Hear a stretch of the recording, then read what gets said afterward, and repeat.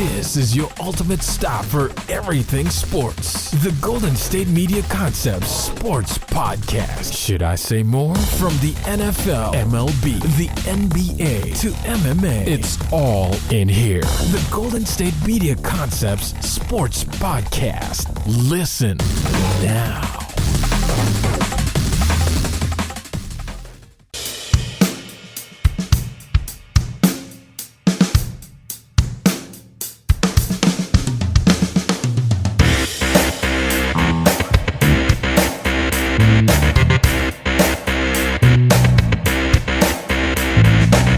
Thank you for listening to the Golden State Media Concepts Sports Podcast, where we discuss everything in the wide world of sports. As always, I'm Ben. And I'm Anthony. And we are back here on a Friday, leading you into this fabulous weekend of sports.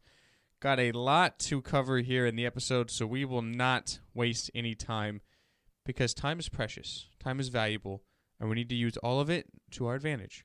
So that being said, we're going to lead off the show talking NFL Week number 7, as well as Thursday Night Football from last night. We had a matchup in the NFC North where the Green Bay Packers took on the Chicago Bears, with the Packers winning that game 26-10.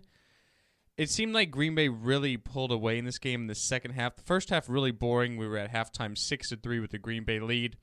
First possession of the second half, Aaron Rodgers loses the ball, he fumbles it, he gets sacked, and the Bears recover that for a touchdown. So the Bears at that point had a 10-6 lead, and from that point, Green Bay goes on to score 20 consecutive points and win the game. Takeaways, Anthony. Basically, we figured out that the Bears, no matter who they put in as quarterback, whether it's Brian Hoyer or Matt Barkley, the whole team is just terrible. Jordan Howard couldn't do anything, only had 22 yards.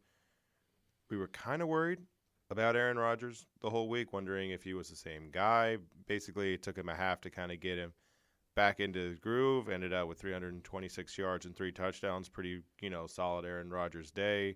The running game was good enough. Ty Montgomery had 60 yards, 103 total yards. Good enough for them to, basically keep Aaron Rodgers, able to do a couple different things. As you saw in the beginning, he was throwing the ball a lot to start off the game because they basically didn't know how they were going to rely on the running game. He had 56 total passes, so at the end of the day, he still was relied on a lot, which you can do with Aaron Rodgers. Devontae Adams kind of came out of nowhere a little bit, 13 catches for 132 yards. I mean, we know the Bears are bad. The Bears only scored 10 points. They haven't scored 20 points the whole season. So it was one of those things where on a short week in Green Bay, Green Bay kind of showed, or no, maybe not Green Bay showed, I guess Chicago more or less showed, the kind of team that they are, which is probably one of the top 4 or bottom 4 teams in the NFL. I kind of feel bad for the Bears, and in particular Brian Hoyer. Coming into this game, he was playing really well for the injured Jay Cutler. 4 consecutive starts, he had not thrown an interception and thrown for at least 300 yards. So he was playing really well, and the Packers' top 3 cornerbacks, Demarius Randall, Quentin Rollins, and Sam Shields, all missed this game. Mm-hmm. So I figured you would see a big passing day from the Bears, but Brian Hoyer is forced to leave in the second quarter with a left arm injury, which is now being reported a broken arm. Right. So now you're without Jay Cutler with the thumb ligament damage. You're without Brian Hoyer with a broken arm. And now that leaves you at Matt Barkley, who, last night he was 6 of 15 for 81 yards and 2 interceptions in limited time. Yeah. And we know his history ever since he came out of college from USC. I think he's probably been one of the worst quarterbacks in the NFL, period, whether it's a backup or anything. So now you're left with Matt Barkley. Of course, the Bears have a week and a half until their next game. They're going to be bringing someone in. They're probably calling people right now because they don't have any other quarterback, let alone one they think can really start ahead of Barkley. So I kind of feel bad for the Bears in that instance. But I was watching this game last night, and it seemed almost like in the first half it was the same thing we had seen from Green Bay all year long, that the receivers could not create any separation. You could clearly tell Aaron Rodgers was frustrated. You don't have Eddie Lacy. He got put on IR yesterday with the ankle injury, so you had to promote Don Jackson off the practice squad. He left the game with an injury as well, so then you have to sort of factor in 2 wide receivers, 2 really small, shifty wide receivers, as you mentioned, in Montgomery and Randall Cobb, who did pretty well, combined 81 yards and 14 carries. But obviously these guys aren't running backs. If you run them consistently, they're going to take a beating, and they're going to probably face some injuries. But it seemed like ever since that fumble for a touchdown, it seemed like Green Bay kind of flipped a switch a little bit. and everything was it reminded me of like Brady and the Patriots with what they were doing. So Aaron Rodgers goes 39 of 56 for 326 yards and 3 touchdowns, all in the second half. But what they were doing was 4 wideouts, 5 wideouts, shotgun, quick passes. Aaron Rodgers threw the ball 39 times, 5 yards or less down the field. So everything is short passes. You have 3 different receivers, Devontae Adams, Randall Cobb, and Ty Montgomery, all with 10 or more catches. It's only the second time in NFL history that's happened. Devontae Adams, as you mentioned, was definitely the star last night. 13 catches, 132 yards, and 2 touchdowns. And I kind of feel bad for Devontae Bosby of Chicago because he got absolutely torched by Adams all night. 2 touchdowns. He had 3 penalties on him. He's a rookie out of Pittsburgh State, and he played like every bit of a rookie last night. Aaron Rodgers and Devontae Adams literally ate Bosby for lunch last night, or I guess dinner because it was late. But so, do we think this is sort of a case of Chicago is really bad, or do you think the Packers kind of maybe found their identity a little bit on offense? I'm not going to go with they found their identity on offense. I think it was a mix of Chicago being really, really bad Thursday night where they were still at home in Green Bay. You kind of get a little bit of an advantage there. You know, it's one of those things where they basically just kind of looked at Aaron Rodgers and was like, all right, you have to do this. Like, I understand that, you know, maybe you can get a couple yards from the running game. That's fine. You have to do this. And it wasn't like he kind of went to, like, something he knew. I mean, Devontae Adams he's had for a little bit now. But Jordy Nelson, I don't know if he's healthy. I don't know if he's still the same guy or even close to the same guy. He only had 9 receiving yards last night. He's had one game where he had 100 yards receiving. But for the most part, he has been the same guy this year. So they basically just told Aaron Rodgers, you know, we need 2010 Aaron Rodgers. We need 2009 Aaron Rodgers. We need that guy to come back, and he did. And I think it's more a case of just facing a bad team. You're facing bad quarterbacks in general because Brian Hoyer, he's been throwing for a lot of yards, but the team hasn't been winning. Matt Barkley, like you said, he's terrible. And they were able to shut down the running game. And even people that we saw before with the Chicago Bears, the wide receiver Meredith, he wasn't doing anything. He only had 12 receiving yards. They basically just shut down that entire offense. And once the second half came around, you know, you were talking about Bosby, how he just got torched left and right. It starts to become a confidence thing at that point, right? It's like you just keep getting these little tiny routes or tiny short passes that kind of can do a little bit after the catch. You get a little bit more confidence there. You beat a division rival. You know, you're at home. I think it's just that. I don't think it's necessarily that they're going to be back because they got to face Atlanta, who has a bad defense, to be fair, but they also have a really good offense, and it's going to be hard for them to basically go point for point with them. Definitely. So I'm going to take it kind of differently here.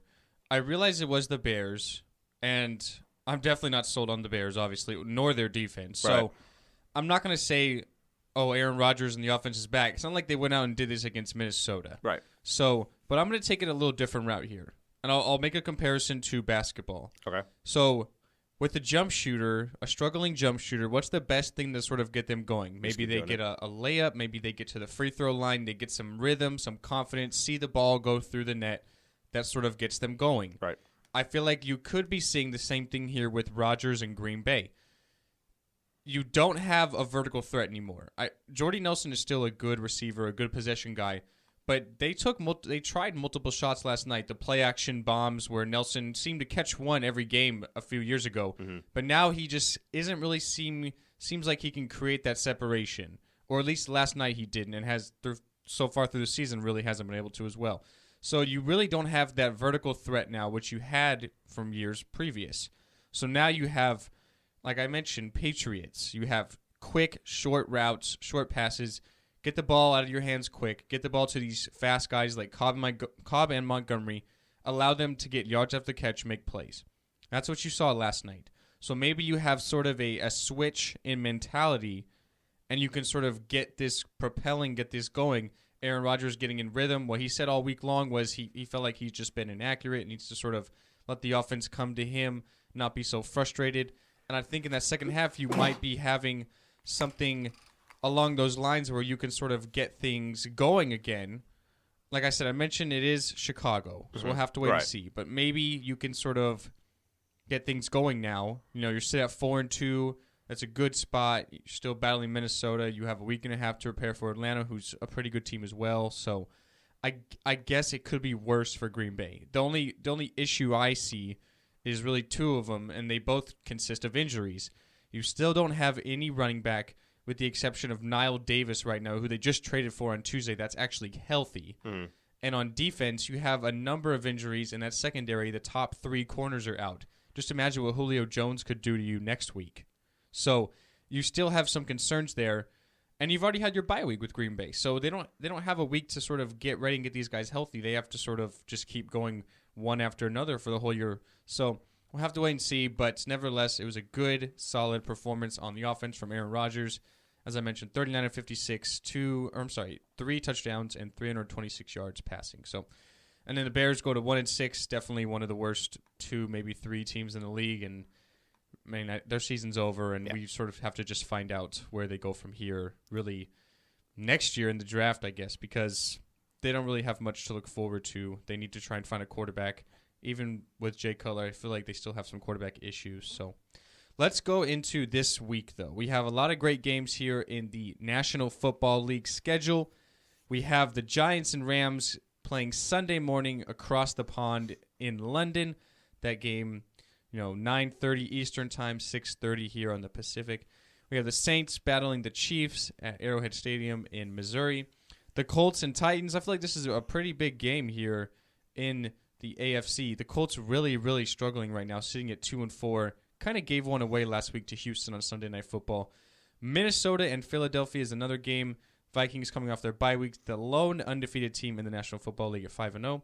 We have the Cleveland Browns still looking for their first win of the season as they take on the Cincinnati Bengals, who are struggling as well at 2-4. The Washington Redskins, who are currently on a 4-game winning streak, going to Ford Field to take on the Detroit Lions, who sit at 3-3. We have the Oakland Raiders battling the Jacksonville Jaguars down in Florida. The Raiders at 4-2 after their loss last week to Kansas City. The Buffalo Bills are going to be without LaShawn McCoy this week due to a hamstring injury. They'll be facing the Miami Dolphins, who, coming off a big win last week, Anthony, 204 yards by Jay Ajayi. So hopefully they can get things going. The Bills not going to have LaShawn McCoy, who's been playing absolutely well. So hopefully Mike Gillislee can sort of step in. He's had a couple of touchdowns this year, so maybe he'll fill in quite nicely. The Baltimore Ravens are going to be going into MetLife Stadium to face Geno Smith and the 1-5 New York Jets. The Tampa Bay Buccaneers are going out to the West Coast to face the 1-5 San Francisco 49ers and Colin Kaepernick. The San Diego Chargers are going to the Georgia Dome to face the 4-2 Atlanta Falcons. Atlanta playing really well, especially last week. I thought they would kind of get blown out, but they played really well against Seattle. Really had a chance to win. They probably should have won, actually. And then sort of, I guess prior to the injury, you would mention maybe the game of the weekend with the New England Patriots going to Heinz Field to take on the Steelers, but without Ben Roethlisberger now, they'll have Landry Jones in there. So not necessarily the game we all thought it would be, but maybe we'll still have some fireworks. And then our Sunday night game is the Seattle Seahawks taking on the Arizona Cardinals in Glendale, Arizona. And then Monday night, we have Brock Osweiler returning to Denver to face the Broncos. Okay, so what do we think about some of these games this weekend? I feel like there's no real marquee matchup. I would have looked at the Patriots and Steelers, but now you have injuries to Roethlisberger. I feel like I'm going to take the Patriots as my lock of the week this week. I really think without Big Ben, you're going to see a lot of struggles. I think that really hurts Antonio Brown. I think it hurts Le'Veon Bell. And Brady's playing lights out through 2 games, so I can't go against him. Right. Yeah, we kind of seen also last year when Ben Roethlisberger went down, Antonio Brown wasn't the same guy, which makes sense. You kind of get into a rhythm with the quarterback you used to, and you have to adjust with the new guy. Yeah, it would have been a great matchup, but considering what happened with Ben Roethlisberger, the Patriots are a heavy favorite. You kind of assume they're going to maybe not win by a whole bunch of points, but definitely get the win. The one matchup I'm kind of the most intrigued with is the Sunday night game, Seattle and Arizona. Like, I understand Arizona's not exactly what we thought they would be, but after a rough start, they got back to 3-3, so that at least helps them out as far as the division goes. They may not win the division because Seattle's still got a decent, lead on it so far, and if they win, on Sunday night, that gives them a little bit more of a cushion. Carson Palmer hasn't exactly been the same guy as he was last year. He's not going deep like he did last year to John Brown and Larry Fitzgerald and people like that. But David Johnson's been doing a little bit better, kind of relied on a little bit more because it's basically him now. It's not him and Chris Johnson sharing the load like they did last year. In Arizona, I think this is a really good matchup. You still have Larry Fitzgerald doing, as well as he did, call it a decade ago. And he's somebody who, is kind of that safety valve for Carson Palmer. Like I said, he's not going deep, but he's still got him to rely on. I would pick Seattle as a team to win, but that's just seeing, how they've done recently, even though they kind of got lucky last week, in that game against Atlanta, which may or may not have been pass interference at the end. But definitely was. Yeah. I mean, Richard Sherman literally had Julio Jones' right arm. It's like they were like chaining and walking down the street, like skipping along, And he still almost caught the ball, by the way. I know, with one hand. But really, you can look at that game. Julio Jones, the series prior, had that slant pattern where he absolutely dropped it. If he catches that, they absolutely do win the game. Sure. So I guess hindsight's 20/20, but still, that was a questionable call, definitely. Yeah, the one game that Seattle lost this year was the Rams, which is just kind of that weird in-division rivalry. The Rams, for whatever reason, play really good against certain teams. And, I mean, outside of that, they lost, or they barely beat the Miami Dolphins, but they beat the Niners, which you would expect them to do. They beat the Jets, which you would expect them to do. And then they beat the Falcons, which was a nice win, controversy aside. Now you get the Arizona Cardinals, you said, in Glendale. I like this matchup. It's going to be one really fun to watch. So I think Le'Veon Bell is probably the best running back in football. But I think David Johnson, honestly, even though it's only his second year in the league, is number 2. He's been absolutely lighting it up the last couple of weeks in San Francisco and then in New York against the Jets last week. He's gone for at least 3 scores in both games, over 100 yards. He's such a complete back. He's got size, speed, power. He can catch the ball out of the backfield. I think he is really going to be the difference in this game. Can the Seahawks slow him down? Because I think if they slow down that run game, that puts a lot more pressure on Carson Palmer, Larry Fitzgerald, Michael Floyd, John Brown, this passing attack, who we all know about the secondary for Seattle is really good. Right. There's one concern is that Cam Chancellor, the safety for the Seahawks, is not sure if he's going to play or not. He's battling an injury. Mm-hmm. So if he doesn't go, you have really one less top playmaker in that secondary and really the enforcer, the guy who's going to lay down the boom and really hit you pretty hard. So I think if the Seahawks can slow down David Johnson, I like their chances. I think if Johnson goes for 100 yards, I think the Cardinals are going to win this game. This is a huge game. The Cardinals sit at 3-3. They go to 3-4. They're still sitting mid of the pack there in the NFC. I still think they're one of the best teams, but I think some of their struggles in the early part of the season has definitely come back to haunt them. And now they're playing some of the tough games in their schedule. Seattle's such a good team. The one loss you mentioned to the Rams. This is a divisional game, so both teams know each other. Man, it's so hard to say. I think I'm going to take Arizona, though. I do like that they're at home, although they have already lost 2 home games, which is kind of uncharacteristic of the Cardinals. Right. I think I'll take Arizona in a really close game. I'm going to say a low-scoring game, too. I think both teams probably score in the low 20s. So I'll say maybe like 23-20, 24-21, something along those lines. I'll take Arizona. Yeah, so you talk about the running game with Arizona with David Johnson. If you look kind of how they've been doing Seattle the whole year, they did give up 100 yards to Carlos Hyde, who's maybe the best running back they faced all year. They did face Todd Gurley, but Todd Gurley hasn't been what we had hoped he'd be. Against Miami, when that was basically Arian Foster's team. Against the Jets, you didn't have anything with Forte. He only had 27 yards. So they've been pretty good so far, holding teams to low yards rushing. David Johnson kind of breaks that a little bit. We talked about that last week when Green Bay was going against Dallas and said that Green Bay had a good rushing defense, but then you had to go against Ezekiel Elliott, who kind of breaks the mold. And I think the same thing goes to David Johnson. Seattle's been good, holding teams to low yards rushing, but the one running back who actually was probably the best in Carlos Hyde, they gave up 100 yards, so I can see them still giving up 100 yards to him. The one problem that I have with Arizona is we saw how Carson Palmer was last year. I'm not talking about the regular season. I'm talking about in the playoffs. He had like a disaster game in the playoffs, and it all unraveled for him, and he hasn't been exactly the same guy, and he has been coming off injuries and stuff like that. I don't fully trust the Arizona Cardinals to basically be what they were last year, and maybe last year was kind of an anomaly where they kind of overplayed their hand, so to speak. But, you look at the teams they lost to. They lost to the Bills back when the Bills were 0-2, and they lost to the Rams. And the Rams are, again, just one of those sometimes they're good, sometimes they're not. They're probably honestly just going to get back to 8-8. Jeff Fisher's going to do his 8-8 things. Well, I mean, they're sitting at 3-3, so they're on pace. Yeah, I mean, no, they're fully ready for that.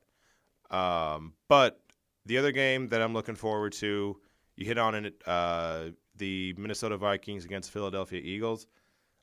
Carson Wentz, we loved him. We loved him so much throughout the first 2 weeks of the season. Then, I mean, he's a rookie quarterback. He kind of regressed a little bit back to somebody who's solid enough. He only has 1 interception, so it's not like ever since week 2 he's been throwing picks left and right. Just hasn't necessarily been the same guy. You know, defenses eventually catch up to you. You know, he only had 179 yards last week, 238 the week before. But, and, you know, with a couple losses to Detroit and Washington. But now you actually see with Minnesota, who had a bye week, now they're coming in ready to face a rookie quarterback. Everyone loves the defense. Harrison Smith may be the best safety in football. And I want to see how Carson Wentz can actually do against a legitimate defense. Definitely. I think Wentz, the last 2 weeks, he's kind of played like a rookie, which we would expect. So I think with the Eagles, I think they really just have a lack of playmakers on the offensive side. Ryan Matthews has come back the last couple of weeks, but he's literally just waiting to get injured again. Yeah. On the receiver core, Jordan Matthews is decent. Nelson Aguilar is decent, but they don't have anyone to really stretch the field and take that passing game vertically. So I think that lack of playmakers matched up against that Vikings defense, which I think is honestly the best in the league, I think doesn't really bode well for Wentz and the offense. Minnesota's coming off a bye week. I love teams off bye weeks. I think Sam Bradford still managed the game between Jerick McKinnon and Matt Asiata, can run the ball pretty well. Stephon Diggs, who's missed the game, their last game, and then has the bye week now to prepare. I think he's going to be playing, so they have their top playmaker out there in wide receiver Stephon Diggs for Minnesota. So I think I'll take Minnesota as well on the road. One game I really do like, and it's going to be my upset this week, as I really like the Redskins on the road against Detroit. I realize Detroit's only favored by 1.5, but the Redskins started out 0-2. They're now at 4-2, so they won 4 consecutive games. Kirk Cousins is not turning the ball over anymore like he did in those first 2 weeks. Matt Jones at running back for Washington has really solidified himself as that starter. I do like the Redskins. The Lions are playing pretty well recently. Marvin Jones has been a great free agency pickup there at wide receiver for them. Matthew Stafford's not turning the ball over. I think the Redskins can go into Ford Field and win a close game. So, you know, you talked about them being favored by only, you say, a point or a 1.5? 1.5. 1.5. Basically what, you know, Vegas tends to do is, you know, you give the home team 3 points. You know, if everything's pretty much even, they give the home team 3 points. That basically says they kind of trust Detroit a little bit more. They trust Washington a little bit more. Detroit's at home, but, you know, they don't get the 3 points. You look at Matthew Stafford, he kind of has been reining it in a little bit, you know, not throwing exactly for as many touchdowns as he has in the past, but he also is only 4 interceptions. He's somebody who's kind of been aware of his surroundings. You don't have Megatron anymore, so you can't just basically have that safety valve, kind of like Andy Dalton has in Cincinnati or Matt Ryan has in Atlanta. It's someone who you can basically just throw the ball up to, and if everything goes wrong, it's just like, please, please, please help me. He's been able to spread around a little bit more. It's somebody who, you know, he's not in the elite quarterback scenario by any stretch, but he hasn't been anything of a disaster. Yeah, he had the bad week against Chicago where he had 2 interceptions, but everything else has been pretty solid. He had a really good game against Philly and a really good game against Indianapolis. And you talked about Jones. Jones has been, you know, sort of out of nowhere. You didn't expect him to be what he was, you know, coming in the first year in Detroit, coming back from Cincinnati where he never had 1,000 yards. And it looks like he may possibly, you know, depending on how Julio Jones keeps going, lead the NFL in receiving this year. I do like the Washington team just because you've seen them gel a little bit more. You've seen Deshaun Jackson get a little bit more involved. You've seen Matt Jones emerge a little bit more. Kirk Cousins isn't as erratic lately as he was last year. Last year he was one of that guy who just basically would beat the bad teams. He wouldn't necessarily beat the good teams, to beat the bad teams. And, you know, Detroit's a good enough team, 3-3. So I'm going with you. I think Washington does win the game. The NFC East for like years has been scrutinized as literally the worst division in football. Right. It might be the best division in football this year. Every team has at least 3 wins. Right. No other division can even speak for that. Dallas looks like one of the probably top 3, maybe 4 teams in all of the NFC. The Giants are still lethal. Washington's still lethal. Philadelphia's done surprisingly better than we all thought. So, I mean, this NFC East is going to get pretty interesting in my eyes. I feel like every team is still right in the thick of it, although I would give probably Dallas the edge right now. But, I mean, this NFC East is really, really good. Yeah, 100%. So with that being said, we'll take our first break at the Golden State Media Concepts Sports Podcast. Had a good segment of NFL. Coming out of the break, we're going to talk about the NLCS. Last night we had game number 5 between the Chicago Cubs and the Los Angeles Dodgers. We will talk about that as well as game number 6, which is tomorrow in Wrigley Field in Chicago. So we'll be right back, guys, at the Golden State Media Concepts Sports Podcast.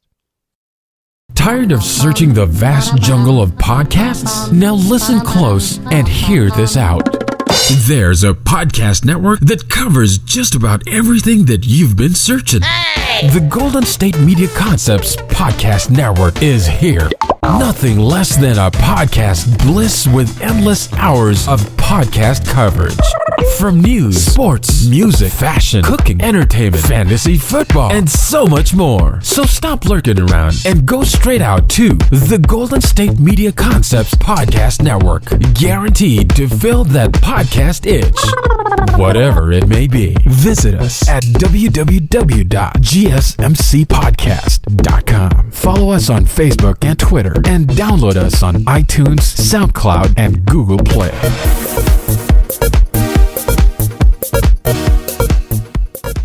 Welcome back into the Golden State Media Concepts Sports Podcast. Last night, Anthony, we actually had a champion crowned. I'm not sure if you're aware of this. We had a WNBA champion crowned. The LA Sparks defeat the Minnesota Lynx 77-76 in Game 5, which the series only goes to 5 games. So think of it as like Game 7 of the WNBA Finals. Candace Parker is your WNBA Finals MVP. Last night she had 28 points and 12 rebounds. The Sparks score from actually the MVP of the league, Nneka Ogwumike, just with 4 seconds left to take the lead. Maya Moore led the way for Minnesota. She played absolutely fantastic, really, as she did all year. She had 11 assists, 23 points, 6 rebounds. I think she's probably the most complete WNBA player, Maya Moore. I mean, just all across the board. Right. She's unbelievable. But the Lynx do not win. They were going for back-to-back titles. So the Sparks win their 3rd WNBA championship in franchise history. And you had the thing where Candace Parker basically dedicated the championship to Pat Summitt, her coach over in college, who, passed away earlier this year. So, nice little tribute memorial thing for Candace, for Pat Summitt, who basically her and Gino Auriemma are basically the John Wooden-esque college basketball coaches. Yeah, definitely those two are the GOATs. So Candace Parker played under Pat Summitt at Tennessee. So won some championships there, I might add. So let's go in to talk about the NLCS. Last night we had Game 5. The Cubs come out on top 8-4 over the Dodgers. They now have a 3-2 lead in the series after falling behind 1-2 in that series. They've won the last couple of games now. The Cubs' bats have really come alive the last couple of nights. In particular, Anthony Rizzo. He came into Game 4 with only 2 hits. He had 2 hits in Game 4. He had 2 hits in Game 5. And then Addison Russell last night with a 2-run home run. He also had 2 hits. So the Cubs' bats kind of waking up. John Lester goes 7 innings, only gives up 1 run. There were questions whether Dave Roberts and the Dodgers should have started Clayton Kershaw here in Game 5 on short rest, and then maybe you could go to Game 7 if you get there with a relief appearance from Kershaw. But they obviously did not do it. They went to Kenta Maeda. He goes 3 2/3 innings, only gives up 1 run and 3 hits, but definitely not a long outing. He didn't even go a complete 4 innings. So now you have Game 6 tomorrow at Wrigley Field. You will be seeing Kershaw on the mound. He'll be facing Kyle Hendricks for the Cubs, who's probably one of the frontrunners for the Cy Young Award this year in the National League.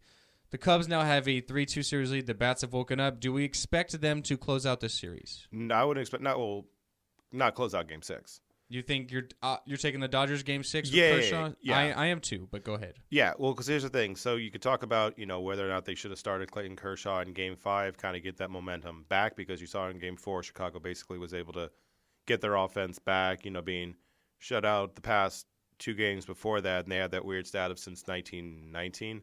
No team has been back-to-back shutout in the playoffs since the 1919 White Sox, who were intentionally throwing games back then. But you look at Maeda, and I'm not I understand wanting to basically have Kershaw as your if all goes to hell scenario, right, in Game 6. But you look at Maeda, he hasn't gone 5 innings since September 21st. And even then, he only went 5 innings. So he has been somebody who's been able to kind of stretch it out. And I mean, we saw with the Dodgers basically how they went to the bullpen that, in Game 7 before, how they kind of like mix and match stuff like that. You go with Jensen and Kershaw in the NLDS. But I get it. I get wanting to have Kershaw in Game 6 because not that this is how you look at it, but we love Kershaw for the last 2 starts he's had, right? He's had that great game, and then he had the save appearance. So we're kind of like, okay, Kershaw's clutch again. We love him in the playoffs, everything else like that. If that went south, you're basically throwing Kyle Hendricks probably in Game 6, or not Kyle Hendricks, Rich Hill in Game 6. It's just like a please save us kind of thing like that. And the Dodgers, are kind of reeling. Now you kind of have the thing of just like, okay, Maeda, please do well for us. Okay, that didn't work out. Fine. He did okay, but he didn't basically allow you to get into the 5th or 6th inning. You kind of had to go early to the bullpen. But now you kind of get Kershaw and you have confidence in him. It's like, okay, great. And then you can throw Rich Hill in Game 7 if it gets to that point. So the Dodgers aren't necessarily panicked by any stretch. You still have your ace, maybe the best pitcher of the past, probably definitely the best pitcher of the past decade, and one of the best pitchers in that stretch of all time. Dave Roberts has been pretty lucky with what he's been doing, just kind of going with his gut, and I'm not going to kill him for basically wanting to have his best pitcher in a game that matters the most. Definitely, I agree with you. I could realize if the Dodgers were down 3-1, maybe, as opposed to it being 2-2, throwing Kershaw in Game 5. Right. But I would have given him Game 6 as well because you're going to be giving him 2 days of rest last night. Then you have the break today, the travel day, and then throwing Game 6 tomorrow. So I would have given him that rest too. I would have thrown him in Game 6. The Cubs have really struggled this postseason against left-handed pitching. And what do you have with Kershaw? He's a lefty, and then Rich Hill, if it gets to Game 7, another lefty. So you kind of have the matchup advantage there, obviously with Kershaw because he's one of the best pitchers, as you mentioned, but now he's also a left-hander, which the Cubs can't really hit right now. So I agree with that decision. Like I said, if it was an elimination game, I would have obviously gone to my stud because I can't afford to lose the game knowing he's available and not throw him out there. Yeah, exactly. But that was not the case here. So I think you just kind of got to tip your hat and say the Cubs played great. Their bats have kind of woken up. They were feeling a lot of that pressure. Game 4, they go out and beat Julio Urias, a young 20-year-old, which I think what a lot of us thought would happen. And then Game 5, Kenta Maeda against John Lester. You got to give Lester that advantage. Right. So now you have Kershaw against Kyle Hendricks. I feel like obviously Kershaw has the advantage there, but Kyle Hendricks has been great all year long. So I will give the Dodgers Game 6 because I do think Kershaw is obviously Kershaw, and the Cubs have struggled against left-handed pitching.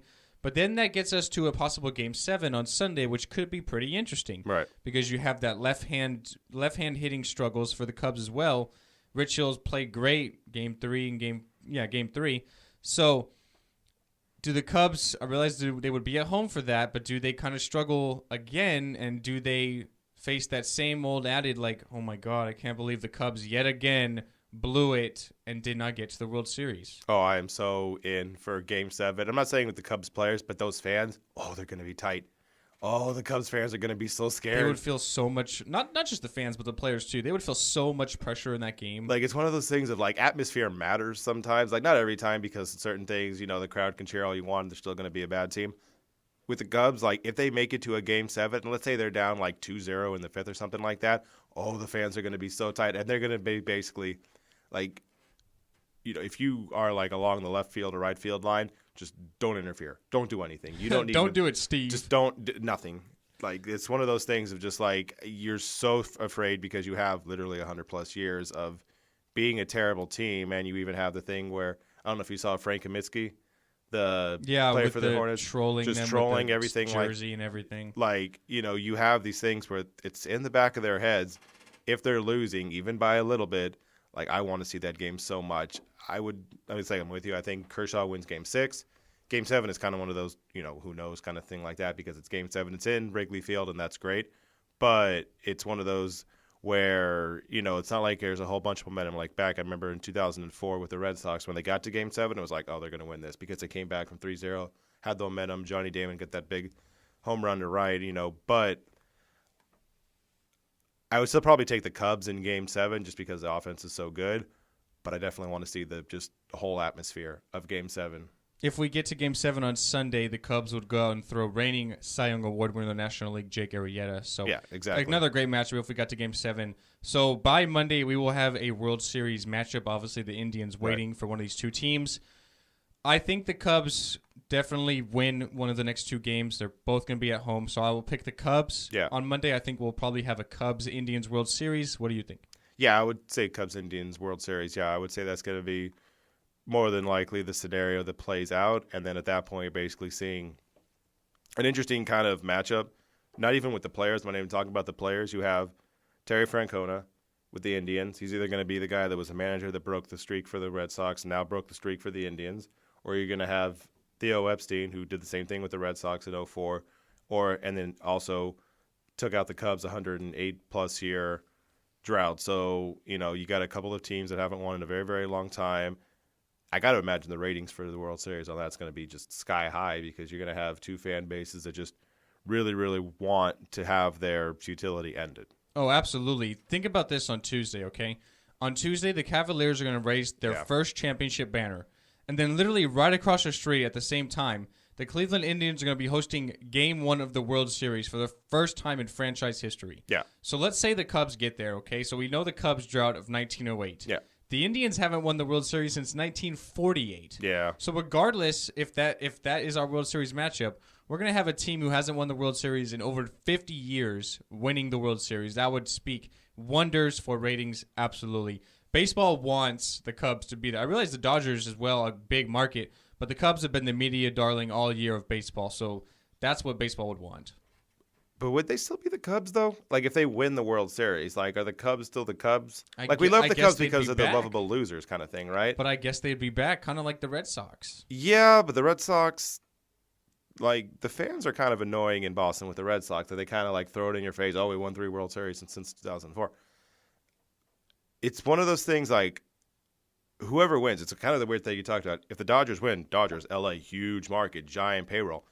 The ratings probably aren't going to be as good if the Dodgers make it as if the Cubs make it. No, I agree with you there. But it would still be, obviously, I think baseball is happy that Toronto did not get in the World Series opposed to Cleveland. They would have messed it up, yeah. But in the NL side, I realize you can go either way because LA is obviously LA. It's the second biggest market in the United States. Right. And then Chicago is definitely in the top 5 as well. And the Cubs, with their drought and everything they've done this season, would be right up there as well. So it's definitely going to be an interesting World Series. We'll have to find out on either Saturday or Sunday who's going to be in that World Series. If it goes to Game 7, obviously that will be Sunday. So we'll be talking about that on Monday. I realize, Anthony, you won't be here, unfortunately, but Alex and I will cover and preview the World Series after recapping the NLCS.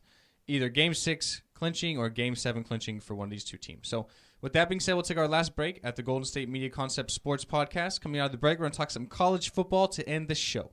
We'll be right back, guys. Don't you guys go anywhere.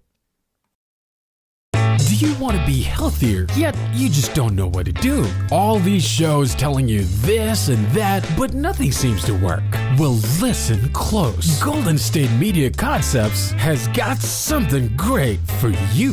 The Health and Wellness Podcast dedicated to workout trends, healthy eating habits, diet, and everything about healthy living. Join us in our banters as we help you not just live life to the fullest, but live it to the healthiest.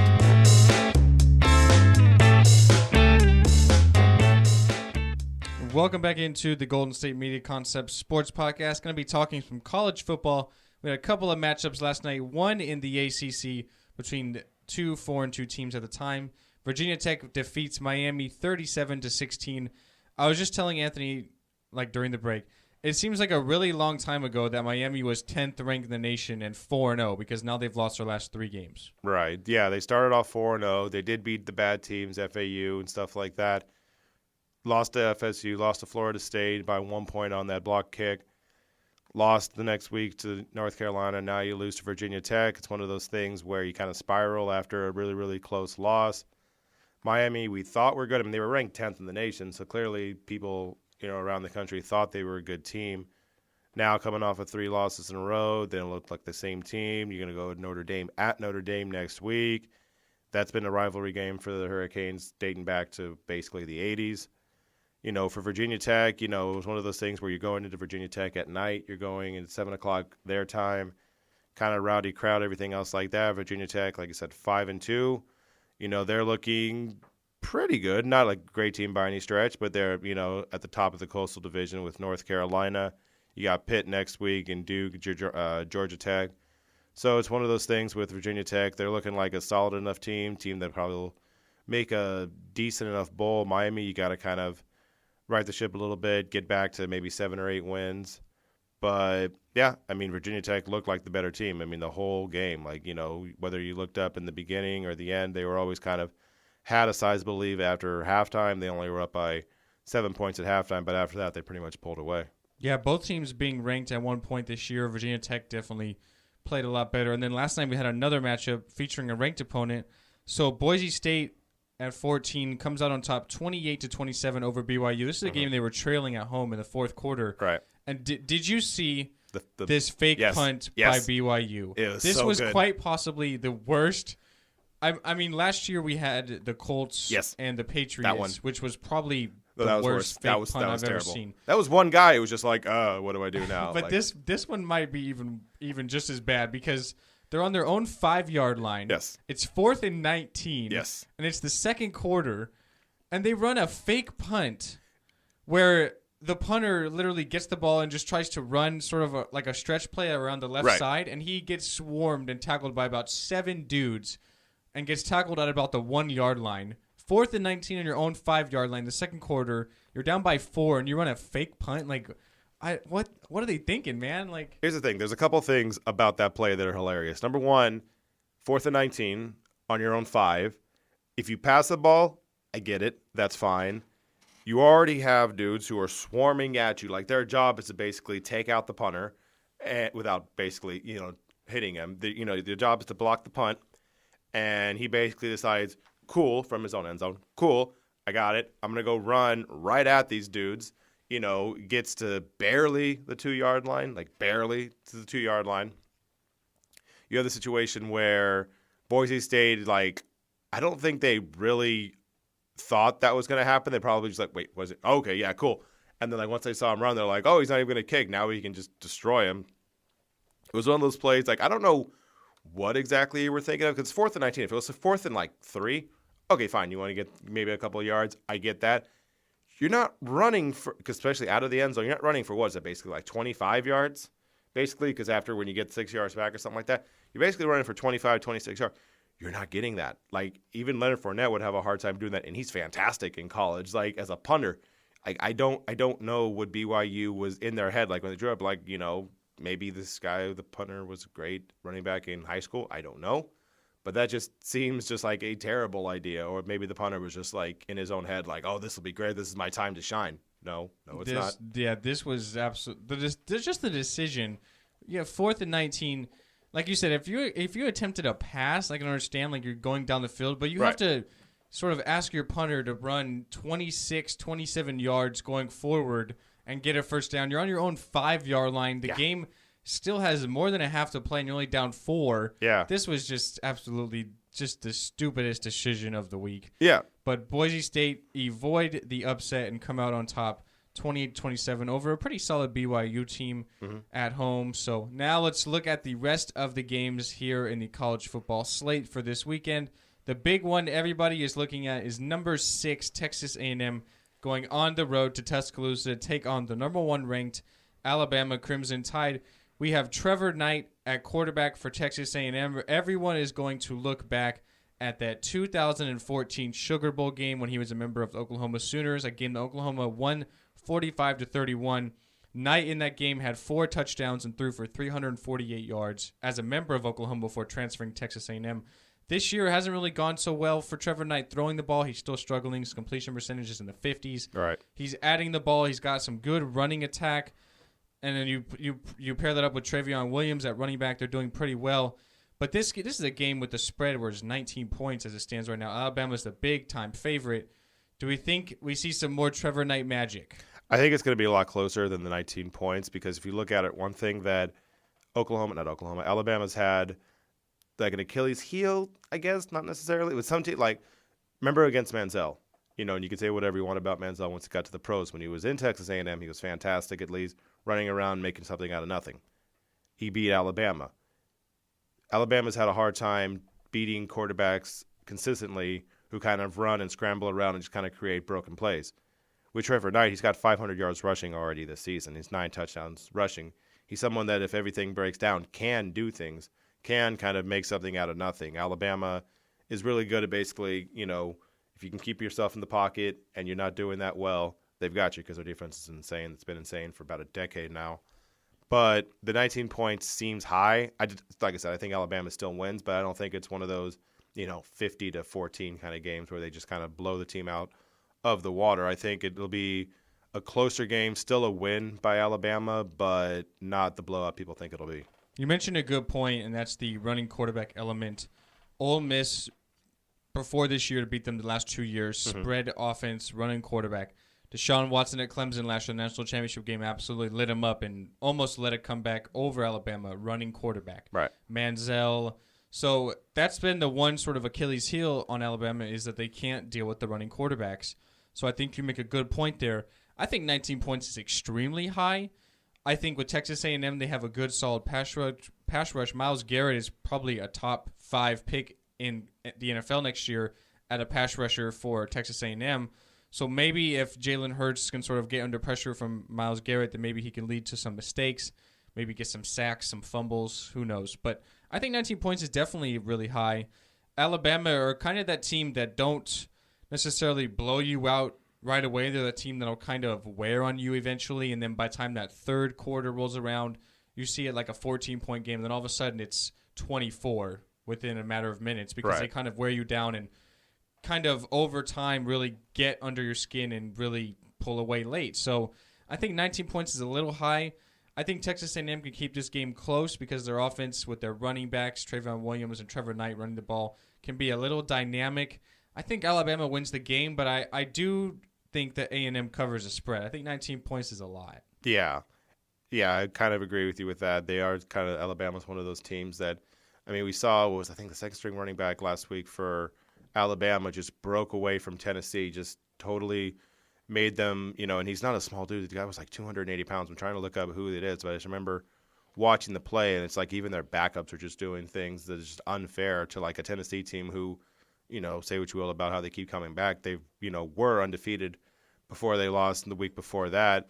It's one of those things with Alabama where, kind of that running quarterback style, like I said, kind of messes them up. You look at even someone like way back, like even like a Steven Garcia beat him back in 2010.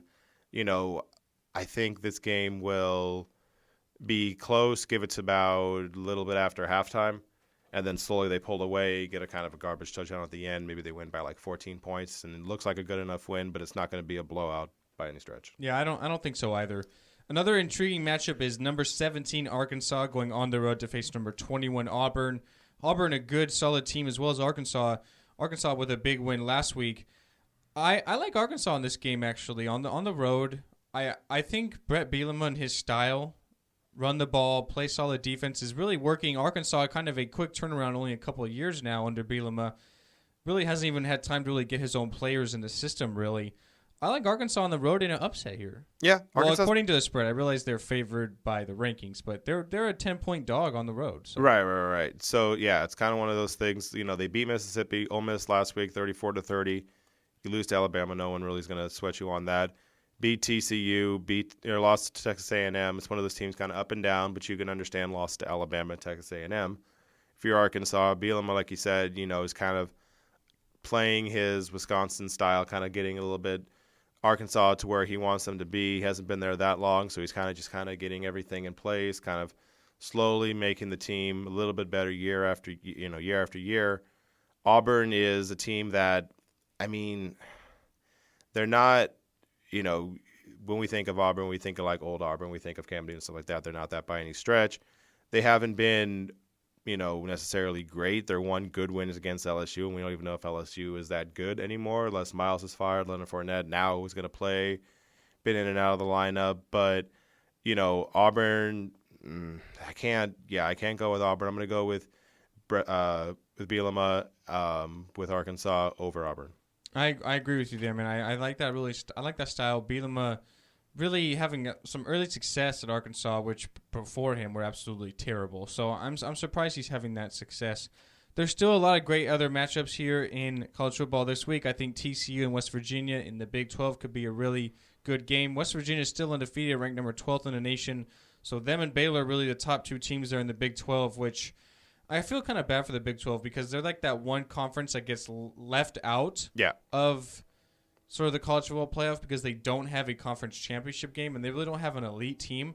So I guess maybe if one of these two teams, West Virginia or Baylor, can run the table and go undefeated, it'd be tough to keep them out.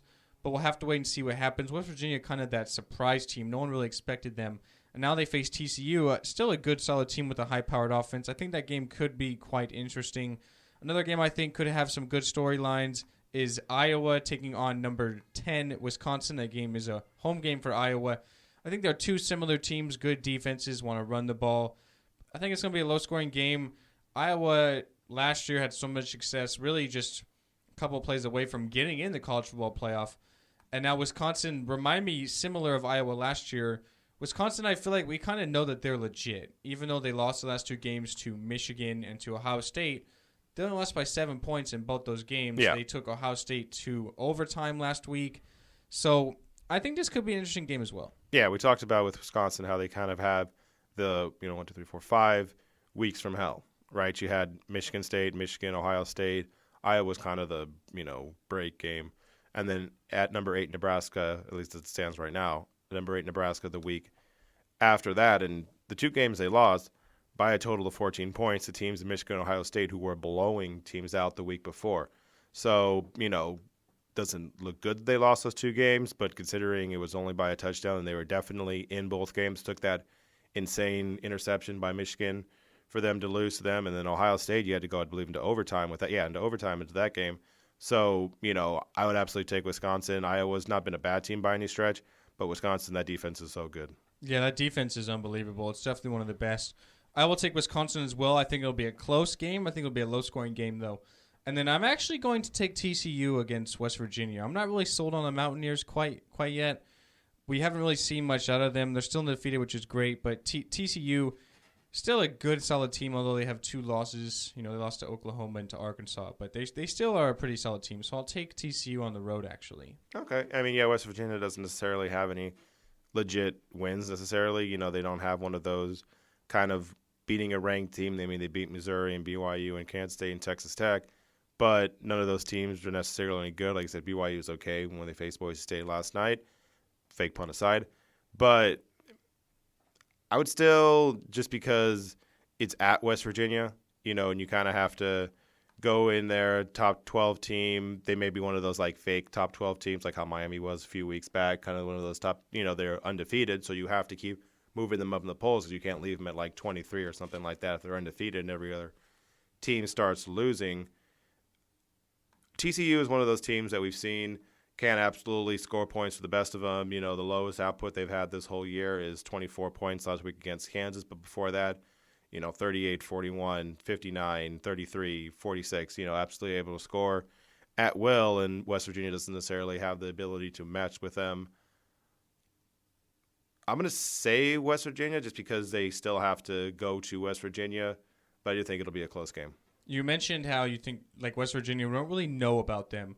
I feel like the same thing goes for Nebraska at number 8. I realize they're 6-0, but their best win is over Oregon, 35-32, and we see what Oregon has been this year. Oregon at the time was ranked number 22 in the nation. Yeah. But we see what they've been this year. I feel like Nebraska are really a similar team. We don't really know much about them, but yet they're sitting at 8th in the polls. You mentioned a big game coming up next week against Wisconsin, so I guess we'll kind of figure out. This week they're playing Purdue, who just fired their coach, so I don't think they're going to face much of a challenge from the Boilermakers. Yeah. But maybe next week against Wisconsin, we'll see what this Nebraska team's really made of. And Wisconsin and Ohio State back-to-back against Nebraska coming out of that. Yeah, if they can do anything against both of those teams, then you're absolutely going to give them all the credit in the world.